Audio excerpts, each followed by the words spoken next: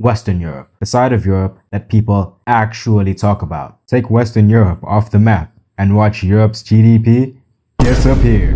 Western Europe contains all the countries that people know and love. Germany, Italy, not France, Spain, and Switzerland. So today, I will be ranking the flags of all of these lovely countries. Let's go. The German flag has gone through many interesting variations over its centuries of history. But the one that currently represents the nation is this. The modern German flag is beautiful. Not my favorite German flag, mind you. There is one other German flag that I like way more. It's the Prussian flag. You damn weirdo. The German flag is very simple.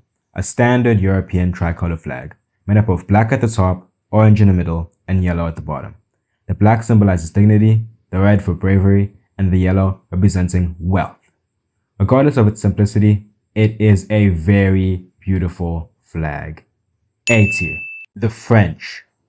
I don't like them. I really don't. And I honestly don't know anyone who does. The British hate the French. The Americans hate the French. North Africans definitely hate the French. Shit, even the French hate the French. You know, the Eiffel Tower would probably be twice as popular if it wasn't surrounded by French people all the damn time. The Japanese hate the French so much, they created a whole term for going to Paris and being disappointed by it. And that term is Paris Syndrome. But this video isn't about hating France. That video is coming soon. Subscribe. This is the French flag. It sucks. D tier. The Netherlands. Everybody knows I have a personal vendetta against the Netherlands. Why, you ask? Oh well, you know, they just colonized my country, enslaved my people, and exploited my nation's resources for centuries. But eventually the British took it over, so I gotta give some hate to the Grand Masters, the CEOs of colonization, the British Empire. Anyway, the flag of the Netherlands is hideous. Totally not a biased opinion, by the way. Nothing special in its design at all. And unlike Germany, they couldn't even be bothered to use unique and interesting colors which take the simplicity of the flag and make it actually interesting to look at. White, blue, and red. Now, couldn't even be bothered to pretend that they weren't copying France. Shameful. Nothing interesting here at all. D tier. Belgium.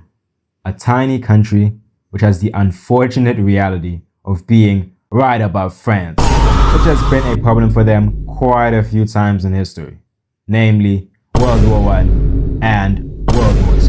Not to mention, for most of their history, they were forced to be a part of the Netherlands. Oh man. So yeah, basically just the German flag, but it's on its side. It does look good, but due to the blatantly obvious copying going on here, it's going into C tier.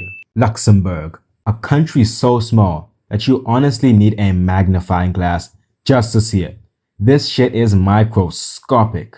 But despite its small size, Luxembourg is super fucking rich. One of the richest countries in the world, actually.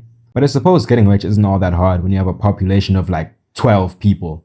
The Luxembourg flag, like almost every European flag, is not very creative. Like at all. Standard European tricolor flag. Light blue at the bottom, white in the middle, and red at the top. Not a bad flag at all, but the light shades of the colors just look terrible. And the lack of any real design elements isn't going to give this flag any bonus points. But in my opinion, it is better, significantly better, than the Dutch flag. C tier. Austria. Formerly the Republic of Austria. Now just Austria. Known for many things. The Alps mountains, their incredible scenery and culture. And they're also known for starting World War I and then completely blaming it on Germany, ducking any responsibility for everything that happened there. But regardless of that, Austria nowadays is a peaceful country.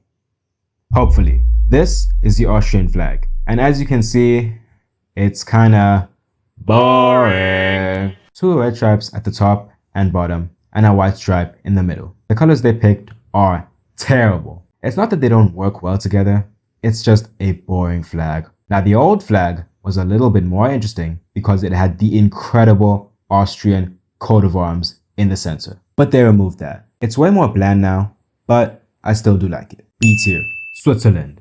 The Swiss flag is one of the most iconic flags in the world. And Switzerland is of course one of the most iconic nations in the world. They are famous for their neutrality, which sounds kind of boring. Nowadays, being neutral is kind of standard for most countries. But in pre-21st century Europe, war was fucking everywhere.